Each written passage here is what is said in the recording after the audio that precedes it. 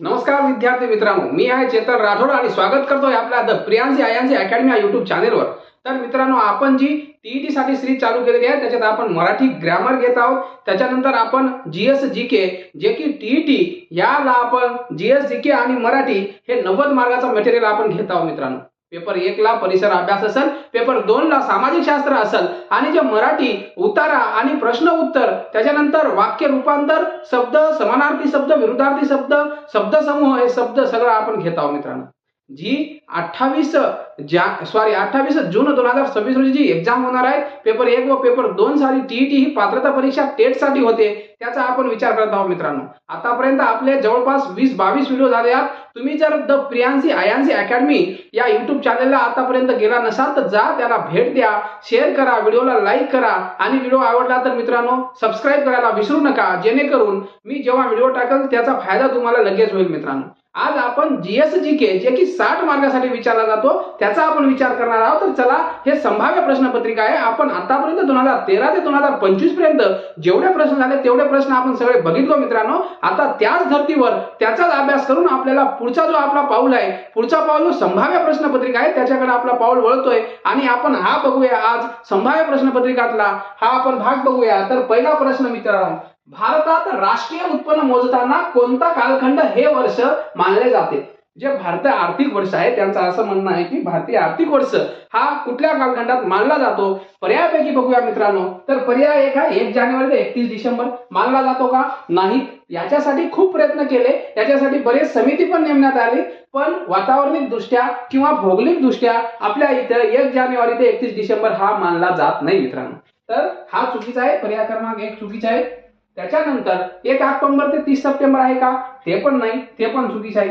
त्याच्यानंतर 3 नंबर बघूया, 1 जुलै ते 30 जून आहे का मित्रांनो? नाही, चुकीचं आहे। तर मित्रांनो, जो आर्थिक वर्ष आहेत जे काय आहेत, 1 एप्रिल ते 31 मार्च। बऱ्याच लोकांच्या तोंडातून, आपण सरकारी अधिकाऱ्याच्या तोंडातून बरेच वेळेस ऐकतो मार्च एंडिंग आहे, मार्च एंडिंग आहे। मार्च एंडिंग म्हणजे जो आपला कालावधी आहे, जो आर्थिक वर्ष आहे तो संपण्याची, म्हणजे जो संपेल कधी 1 एप्रिलला चालू होईल आणि 31 मार्चला काय होईल मित्रांनो, तो संपेल। म्हणजे आपला जो आर्थिक वर्ष आहे काय आहे, 1 एप्रिल ते 31 मार्च आहे मित्रांनो। तर महाराष्ट्राचा आर्थिक वर्ष काय आहे तुम्ही कमेंट मध्ये करून सांगा मित्रांनो। पुढचा प्रश्न बघूया मित्रांनो, भारत सरकारद्वारे प्राध्यापक पीसी महालोना बिस यांच्या अध्यक्षतेखाली राष्ट्रीय उत्पन्न समितीचे गठन कोणत्या वर्षी करण्यात आले? जे महालोना बिस होते मित्रांनो, हे काय होते?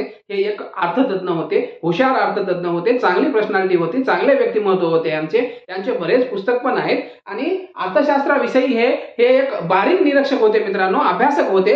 तर त्यांनी त्याच्या अध्यक्षतेखाली राष्ट्रीय उत्पन्न समिती नेमण्यात आली होती मित्रांनो। तर राष्ट्रीय उत्पन्न समिती कधी नेमण्यात आली ते आपल्याला पर्यायामधून बघायचं आहे मित्रांनो। सगळ्यांना माहित असायला पाहिजे, सगळ्यांना तुम्हाला माहित पण असेल मित्रांनो, पण रिवाइज होईल, याच्यात रिव्हिजन होईल, जेणेकरून इथून पुढे जर प्रश्न आला तर आपला उत्तर बिलकुल चुकणार नाही मित्रांनो। तर पर्याय क्रमांक 1 1951 नाही, 1951 आहेत का? नाही। त्याच्यानंतर 1949 आहेत का मित्रांनो? 1949 की 1948 आहे की 1956 आहे? तर मित्रांनो, योग्य उत्तर आहे मित्रांनो 1949। जेव्हा 4 ऑगस्ट 1949 रोजी 4 ऑगस्ट 1949 रोजी पीसी महालोना बिस यांच्या अध्यक्षतेखाली राष्ट्रीय उत्पन्न समितीचे गठन भारतात पहिली वेळेस मित्रांनो करण्यात आले होते मित्रांनो। कधी करण्यात आले होते? भारतात पहिली वेळेस याचं काय करण्यात आलं होतं मित्रांनो, राष्ट्रीय उत्पन्न समितीचे गठन करण्यात आले होते। त्याच्यानंतर पुढे मग पंचवार्षिक योजना सुरू झाल्या, मग टप्प्याटप्प्याने मग मित्रांनो अर्थशास्त्रात पण सुधारणा झाल्या। ह्या सगळ्या गोष्टी आपण टप्प्याटप्प्याने मित्रांनो बघणार आहोत। पुढचा प्रश्न बघूया मित्रांनो। पुढचा प्रश्न कशावर आहे? पंचवार्षिक योजना। तर भारताची पहिली पंचवार्षिक योजना केव्हा पासून सुरू झाली? भारताची पहिली पंचवार्षिक योजना केव्हापासून सुरू झाली ते बघायचं आहे मित्रांनो आपल्याला। पंचवार्षिक योजना म्हणजे 5 वर्षाची योजना असते। कशावर? आर्थिक याच्यावर। तर मित्रांनो, जेव्हा नियोजन आयोग 1950 मध्ये स्थापन झाला, नियोजन आयोगाचा अध्यक्ष पंतप्रधान असतो मित्रांनो। हा आता जो नीती आयोग आहे, जो की नीती आयोग 1 जानेवारी 2015 ला सुरू झाला। हा नीती आयोग मित्रांनो, हा नीती आयोग पहिले नियोजन आयोग म्हणून ओळखला जायचा नेहरूच्या काळात, पण जेव्हा नरेंद्र मोदी सरकार आला तेव्हा नीती आयोग, नेहरूच्या काळातली जो नियोजन आयोग होता त्याला बदलून त्यानं नीती आयोग, जे की चीनच्या धर्तीवर आहेत मित्रांनो, ते चालू केलाय। तर आतापर्यंत जेवढे 12 योजना झाल्या मित्रांनो, पंचवार्षिक योजना किती झाल्या? टोटल 12 झाल्या। तर या ज्या 12 योजना होत्या त्याच्यापैकी बरेच योजना नियोजन आयोगानुसार काय केलं होतं मित्रांनो, पार पाडण्यात आल्या होत्या. तर हे आर्थिक वर्षात म्हणजे एक आपला पाच वर्षाचा आर्थिक वर्ष आहे, 5 वर्षात काय काय घडायला पाहिजे, काय आपण कुठले कुठले प्रकल्प चालू करायला पाहिजे, कुठले प्रकल्प आपल्याला बंद करायला पाहिजे, नवीन योजना अजून कुठली आणता येईल का, हे सगळं पंचवार्षिक योजनांमध्ये मित्रांनो काय होतं, त्याच्यात हे यांचं नियोजन होतं मित्रांनो. तर आपल्याला बघायचं आहे पहिली पंचवार्षिक योजना केव्हापासून सुरू झाली. तर मित्रांनो 15 ऑगस्ट 1947 ला झाली का, नाही. तर 15 ऑगस्ट 1947 ला काय झालं मित्रांनो, हे आपल्याला सगळ्यांना माहित आहे. काय झालं, भारत स्वतंत्र झाला. इंग्रजाच्या जोखडीत म्हणजे जे गुलामीत भारत होता तो 15 ऑगस्ट 1947 ला मित्रांनो स्वतंत्र झाला. 26 जानेवारी 1950 काय मित्रांनो, 26 जानेवारी 1950 आपण काय केलं, जी घटना स्वीकारली होती 26 नोव्हेंबर 1949 ला, आपण त्याला इथं काय केलं, अंमलात आणलो. 26 जानेवारी 1950 ला आपण काय बनलो, प्रजासत्ताक बनलो. आपल्यावर कुठल्याच प्रकारचा कुठल्याच लोकांचा बाहेर देशाचा काहीच अधिकार राहिला नाही मित्रांनो.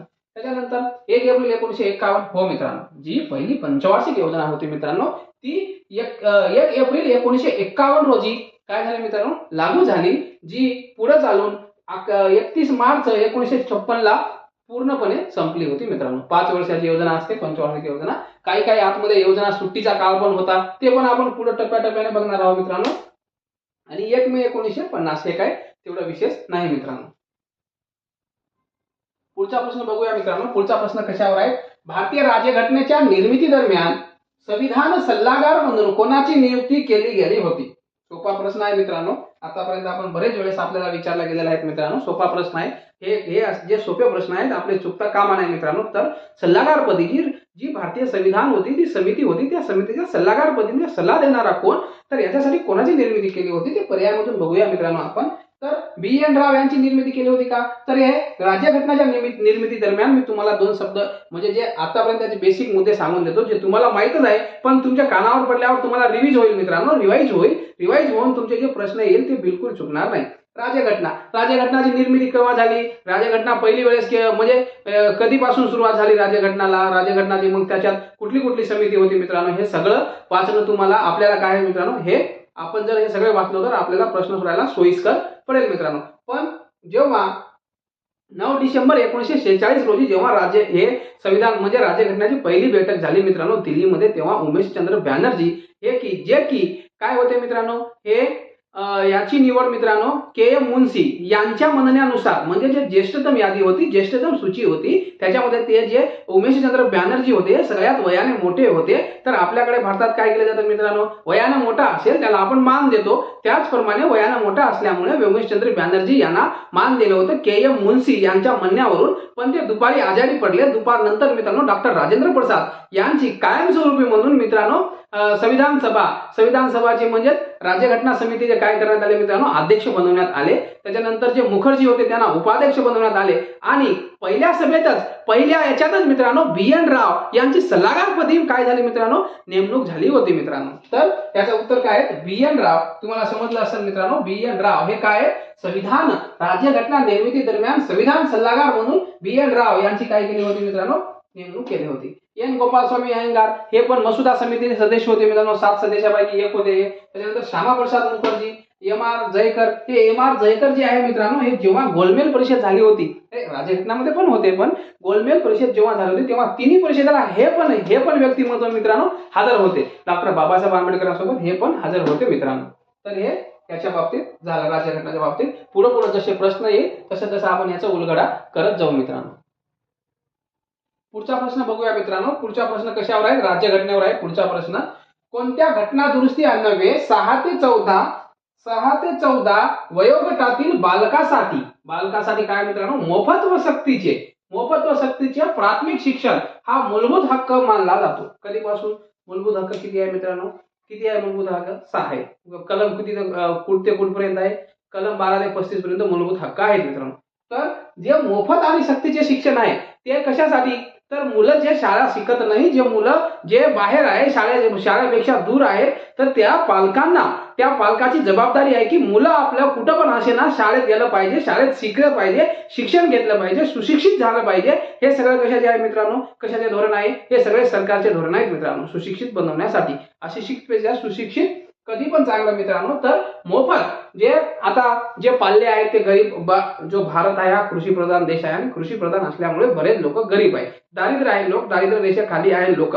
मग त्यांना सक्तीचं शिक्षण मिळावं, सक्तीचा आणि मोफत मिळावं, जेणेकरून सगळेच पे करू शकत नाही, सगळेच पैसे पेड करू शकत नाही, बरेच लोक आहेत याची खाण्याची सोय नाही, मग ते शिक्षण कुठून घेणार. मग त्यांच्यासाठी कायदा करण्यात आला, मूलभूत हक्क देण्यात आला त्यांना. तर ते जे हक्क आहेत, मूलभूत हक्क मानला जातो, तर कुठल्या घटना दृष्टीनं मानला जातो मित्रांनो.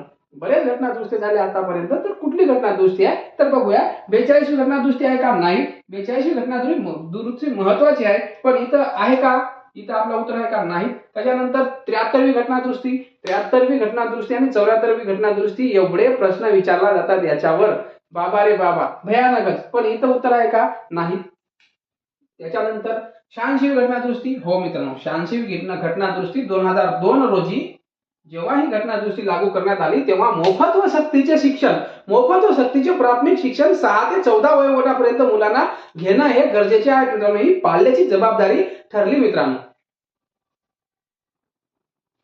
पुढचा प्रश्न बघूया मित्रांनो. आपण आता कशावर प्रश्न बघलो होतो? मूलभूत हक्कावर. आता आपल्याला कशावर बघायचं? कर्तव्यावर. जसं आपल्याला हक्क बजावता येतात तसे आपले कर्तव्य पण आहेत मित्रांनो. तर कोणत्या समितीच्या शिफारशीनुसार मूलभूत कर्तव्यांचा समावेश करण्यात आला? कुठली समिती होती ज्याच्यानुसार आपल्याला मूलभूत कर्तव्याचा समावेश करण्यात आला? पर्यायातून बघूया. देवराज समिती होती का? नाही. त्याच्यानंतर करणसिंह समिती होती का? नाही. सुवर्णसिंह समिती होती का? की कृपलानी समिती होती? तर मित्रांनो, सुवर्णसिंह समिती होती मित्रांनो, सुवर्णसिंह समिती होती. तर याच्यानुसार आपल्याला मूलभूत कर्तव्ये, जे की भाग 4 कलम 51 मध्ये मित्रांनो काय समाविष्ट करण्यात आलेला आहे मित्रांनो, जे की 11 प्रकारचे मूलभूत कर्तव्य आहेत. त्याच्यात मित्रांनो देशाचं काय, देशाचं मान ठेवणं, म्हणजे जर आपलं हे स्वातंत्र्य ध्वज असेल तर त्याचं मान ठेवणं, असे म्हणजे मतदान करणे, असे बरेच काय मित्रांनो याच्यात कर्तव्य आहेत मित्रांनो. त्याच्यानंतर हिंसा टाळणं, त्याच्यानंतर बरेच जे आहे मित्रांनो, जे आपले शहीद स्मारक आहे त्यांचं रक्षण करणं, देश सेवा, जर जेव्हा आपल्याला देशाला आपला जेव्हा गरज लागेल तेव्हा जाणे, असे बरेच कर्तव्य काय आहे मित्रांनो दिलेली आहेत मित्रांनो. पुढचा प्रश्न बघूया विद्यार्थी मित्रांनो. पुढचा प्रश्न काय आहे? उच्च न्यायालयाची न्यायाधीशाची नियुक्ती कोण करतात? उच्च न्यायालय जो असतो, जो प्रत्येक राज्याला एक दिलेला असतो, किंवा 2 किंवा अधिक घटक राज्य म्हणून पण एक असतो मित्रांनो. आज अखेर आपल्याला 25 उच्च न्यायालय आहे मित्रांनो. सगळ्यात शेवटचा जो उच्च न्यायालय आहे तो तेलंगणा याचं उच्च न्यायालय आहे मित्रांनो. तर हैदराबाद उच्च न्यायालय आहे तो सगळ्यात शेवटचा. तर मित्रांनो, उच्च न्यायालयाचे जे न्यायाधीश असतात तर त्याची नेमणूक कोण करतात मित्रांनो जास्तीत जास्त जो व्यक्ती आहे, जो नेमणूक करतो, कोण करतो मित्रांनो जास्तीत जास्त? तुम्ही तर्क लावा, कोण करतो? राष्ट्रपती. कोणाची बी नेमणूक कोण करतो मित्रांनो? राष्ट्रपतीच करतो. तर उच्च न्यायालयाच्या न्यायाधीशाची नेमणूक कोण करतो? तर पंतप्रधान करतो का? नाही. राज्यपाल करतो का? नाही. राष्ट्रपती करतो का? हो, राष्ट्रपती काय करतो मित्रांनो? उच्च न्यायालयाची न्यायाधीशाची नेमणूक मित्रांनो राष्ट्रपती करतो मित्रांनो. जेव्हा केंद्र स्तरावर राष्ट्रपती ही सगळ्याची नेमणूक करत असतो, तेव्हा मित्रांनो शपथ पण राष्ट्रपती देतो. पंतप्रधानांना शपथ राष्ट्रपती देतो, राज्यपालांना शपथ राष्ट्रपती देतो, मुख्य न्यायाधीशाला शपथ राष्ट्रपती देतो, सगळ्यांना उपराष्ट्रपतींना शपथ राष्ट्रपती देतो. पण मित्रांनो, उच्च न्यायालयाचे न्यायाधीश असतात त्यांना मित्रांनो कोण शपथ देतो? राज्यपाल. कोण शपथ देतो मित्रांनो? राज्यपाल हा उच्च न्यायालयाच्या न्यायाधीशांना शपथ देतो मित्रांनो. नेमणूक करण्याची त्यांना काय नाही, अधिकार नाही, पण शपथ देण्याचा अधिकार कोणाला आहे मित्रांनो? राज्यपालांना आहे. पण जेव्हा हे राष्ट्रपती उच्च न्यायालयाच्या न्यायाधीशाची नेमणूक करत असतात मित्रांनो, तेव्हा राज्यपालाचा सल्ला आणि ज्या घटक राज्यामध्ये जो मुख्य न्यायाधीश आहे त्याचा सल्ला घेणं म्हणजे आवश्यक नाही, पण त्यांचा सल्ला घेतो मित्रांनो. त्यांच्या सल्ल्यानुसार तो मित्रांनो उच्च न्यायालयाच्या मुख्य न्यायाधीशाची नेमणूक करतो मित्रांनो. पुढचा प्रश्न बघूया विद्यार्थी मित्रांनो. पुढचा प्रश्न काय आहे? भारतीय राज्यघटनेमध्ये किती प्रकारच्या आणीबाणीचा उल्लेख आढळतो? जी भारतीय राज्यघटना आहे मित्रांनो, त्याच्यात किती प्रकारच्या आणीबाणीचा उल्लेख आढळतो ते आपल्याला बघायचं आहे. तर किती प्रकारच्या आणीबाणीचा उल्लेख आढळतो मित्रांनो? बेसिक प्रश्न आहे, सगळ्यांना माहित आहे किती प्रकारच्या आणीबाणी आहेत आणि किती प्रकारच्या आणीबाणीला ते कुठल्या कुठल्या नावाने ओळखले जाते, तर आपण या प्रश्नात बघू मित्रांनो, जेणेकरून तुमचा तो काय होईल, क्लिअर होऊन जाईल. 352 कलम ते 360 पर्यंत आणीबाणी लागली जाते मित्रांनो. 352, 356 आणि 360. तर मित्रांनो याच्यात आपल्याला काय दिलेलं आहे? भारतीय राज्यघटनेमध्ये किती प्रकारचे आणीबाणी असतात? 5 प्रकारचे असतात का? 3 प्रकारचे असतात का? 4 प्रकारचे असतात का? की 5-7 प्रकारचे असतात मित्रांनो? तीन प्रकारच्या आणीबाणी असतात. तीन प्रकारच्या, मग आपण समजून घेऊया तीन प्रकारच्या आणीबाणी कुठल्या असतात. एक असते मित्रांनो राष्ट्रीय आणीबाणी. कलम 352 नुसार राष्ट्रीय आणीबाणी लागू केली जाते मित्रांनो.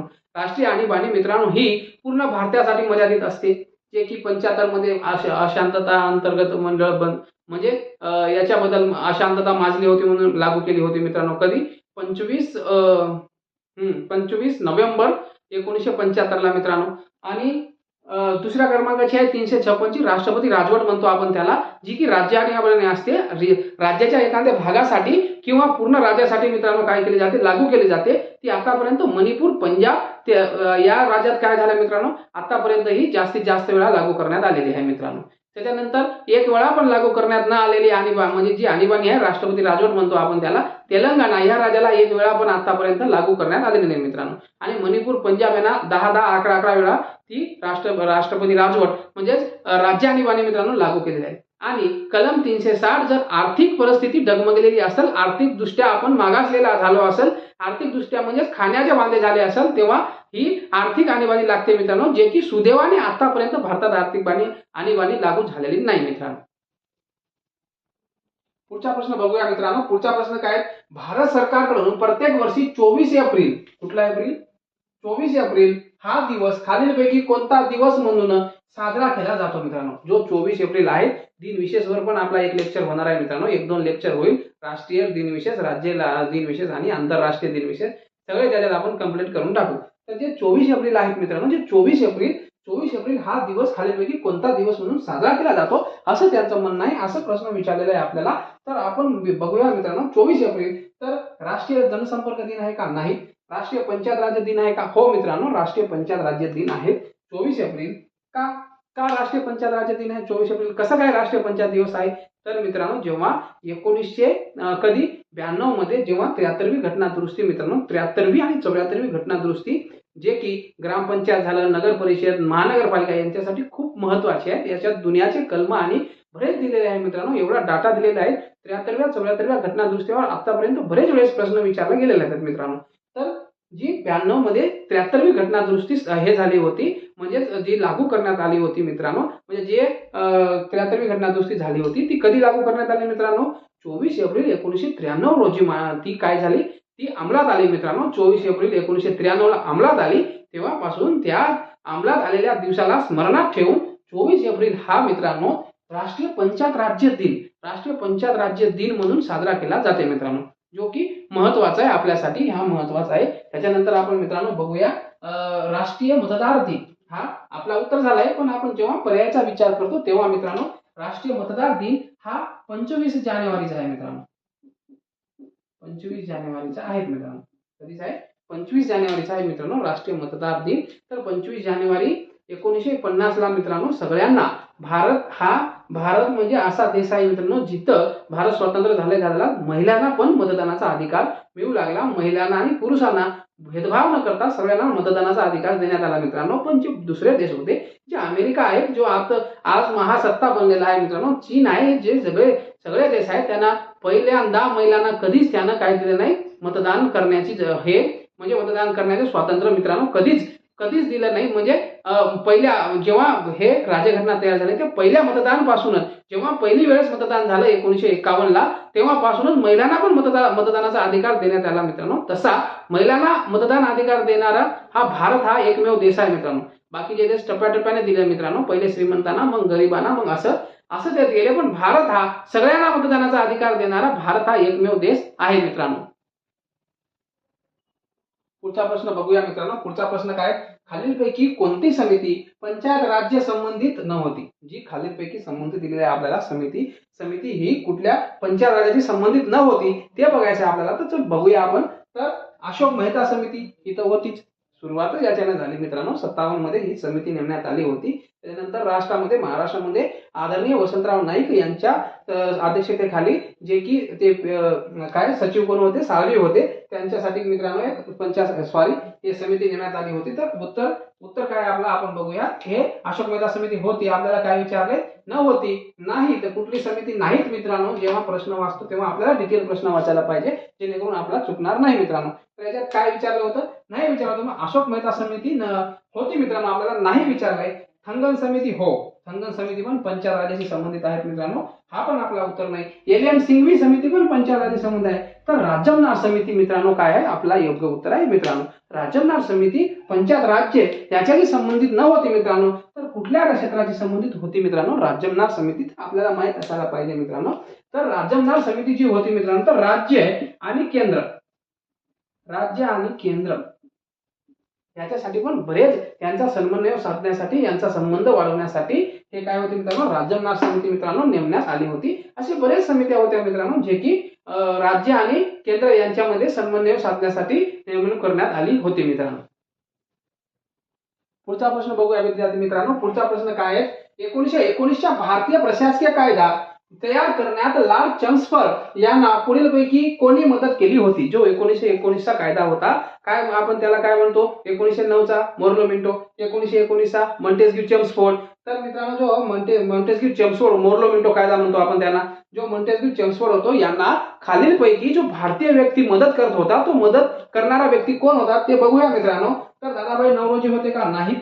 हे दादाभाई नौरोजी हे काय होते मित्रांनो, आर्थिक सल्लागार होते आणि हे शेवटपर्यंत हे कशाशी, जे की इंग्रजांशी काय हे कधीच मित्रांनो लढले नाही, हे फक्त एकनिष्ठ होते मित्रांनो आणि भारताचं पण काम करायचे. त्यांना अध्यक्षाचे 3 वेळेस पद भूषवले. जे काँग्रेस अध्यक्ष होते मित्रांनो, काँग्रेसच्या अध्यक्षपदी 3 वेळेस दादाभाई नौरोजी यांची काय झाली होती मित्रांनो, नेमणूक झाली होती. नेताजी सुभाषचंद्र बोस होते का, नाही. त्याच्यानंतर चित्तरंजन दास ज्यांना आपण CR दास म्हणून ओळखतो, नाही. तर भूपेंद्र बसू मित्रांनो चेम्सफोर्ड त्यांना काय बोलले होते, मी तुम्हाला मदत करतो, कायदा बनवण्यासाठी तुम्हाला मी मदत करतो आणि भारतात तुमच्या नावाचा मी एक काय करतो, वृत्तपत्र पण काढतो, पण तुम्ही काय करा, भारतीयांना साथ द्या, असं म्हणून काय मित्रांनो भूपेंद्रनाथ बसू यांनी काय केली होती, चेम्सफोर्ड यांना कायदा बनवण्यास मदत केली होती मित्रांनो. पुढचा प्रश्न बघूया मित्रांनो. पुढचा प्रश्न कशावर आहे, तर कोणत्या महसूल पद्धतीत शेतकरी जमीन मालक बनला. शेतकरी काय बनला मित्रांनो, जमीन मालक बनला. इंग्रज मित्रांनो वेगळी पद्धत, जे शेतकरी कायमधारा होती, रयतवारी होती त्याच्यात, आणि मित्रांनो जे बरेच पद्धती होती, मक्ता पद्धती होती, जे पेशवे काळात कोकणात फेमस होती मित्रांनो. तर हे जे पद्धती होती मित्रांनो, या पद्धतीत कुठल्या पद्धतीत जमीनदार हा मालक बनला, कुठल्या पद्धतीत जमीनदार मालक बनला मित्रांनो, तर ते बघूया आपण. कुठल्या पद्धतीत मालक बनला तो, तर कायमधाराच्यात बनला का, नाही. कायमधारात पण दोष होते, सगळ्यांनाच दोष होते. जमीनदारीत नाही, त्यानंतर मिराजदारीत नाही, तर रयतवारी या पद्धतीत मित्रांनो काय झाला होता, शेतकरी हा जमीन मालक बनला होता. तर कसं घडलं, असं होतं मित्रांनो, कायमधारा पद्धतीचे दोष दूर करण्यासाठी रयतवारी पद्धती नेमणूक करण्यात आली होती मित्रांनो.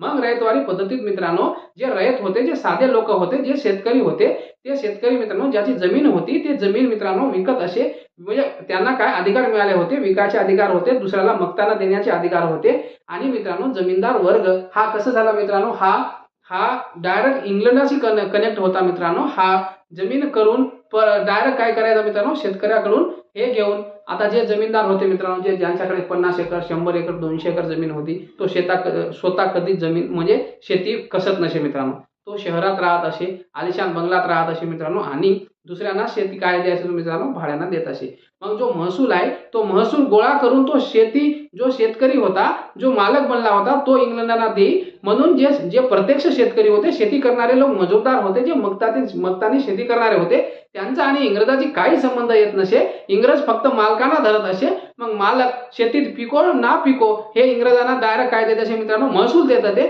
म्हणून रयतवारी पद्धत मित्रांनो काय होती, फेमस होती, इंग्रजांसाठी सोपी होती, जेणेकरून इंग्रजांना जो गाव फिरून ते काय करत होते, महसूल गोळा करत होते. तर महसूल गोळा करण्याचा काम हा मित्रांनो इंग्रजाचा संपला होता. फक्त मालकाकडे जायचं आणि महसूल मागायचं एवढाच काम मित्रांनो उरला होता. म्हणून रयतवारी ही पद्धत मित्रांनो फेमस झाली होती. पण रयतवारी पद्धतीमध्ये जेव्हा दुष्काळ पडायचा, जेव्हा काही व्हायचा, तेव्हा शेतसारा इंग्रजांना देणं गरजेचं होतं. जो मालक होता, जमीन जो कसायचा नाही, स्वतः मजूरदार कडून कसून घ्यायचा. हळूहळू तो काय झाला मित्रांनो, हळूहळू जेव्हा दुष्काळ पडे तेव्हा इकडून काही येत नसे, तो हळूहळू डबघाईत जायला लागला मित्रांनो. तेव्हा ही सगळी पद्धत मित्रांनो हळूहळू बंद करण्यात आली होती मित्रांनो. तुम्ही जर नवीन असाल तर तुम्ही द प्रियांसी आयांसी अकॅडमी या युट्यूब चॅनलवर जा. युट्यूब चॅनलवर जाऊन जे मागील व्हिडिओ आहे ते व्हिडिओ बघा मित्रांनो. त्याच्यात तुम्ही व्हिडिओ बघून लाईक करा, मित्रांना शेअर करा, आणि जर तुम्हाला खूप जास्त आवडला असेल तर सबस्क्राईब करा मित्रांनो, जेणेकरून जेवढे व्हिडिओ येतील, जर तुम्हाला माझं शिकवणं समजत असेल तर तुम्हाला तुम्ही हे मित्रांनो कमेंटमध्ये सांगा. अजून तुम्हाला नवीन मटेरियल हवे असेल ते पण तुम्ही कमेंटमध्ये सांगा, ते तुम्हाला मी जरूर उपलब्ध करून देण्याचा मित्रांनो प्रयत्न करेन. तर आज हा शेवटचा प्रश्न बघूया मित्रांनो आपण.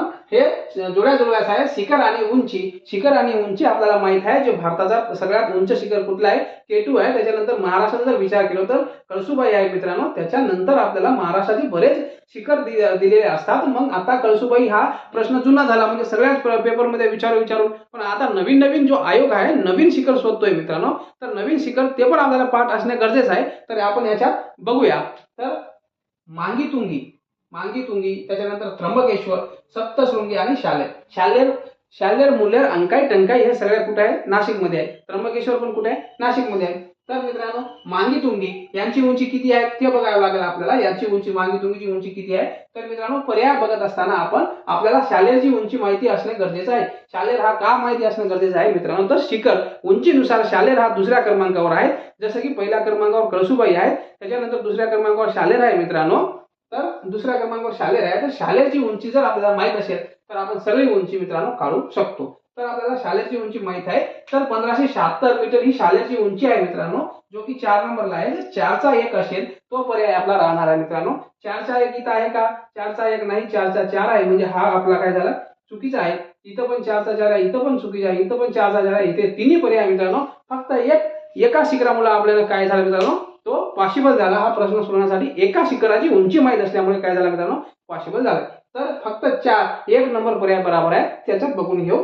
तर मांगीतुंगी यांची उंची किती आहे, 1100 मीटर. त्र्यंबकेश्वर यांची उंची किती आहे, 1304 मीटर. त्याच्यानंतर सप्तशृंगी याची उंची किती आहे मित्रांनो, 1416 मीटर. आणि शालेर यांची उंची किती आहे मित्रांनो, 1567 मीटर. तर अशाच प्रकारे तुम्हाला नवनवीन व्हिडिओ बघायचे असेल तर तुम्ही द प्रियांसी आयांसी अकॅडमी या युट्यूब चॅनलला जा मित्रांनो. तिथे सगळे व्हिडिओ बघा, लाईक करा, शेअर करा आणि सबस्क्राईब करा मित्रांनो. धन्यवाद.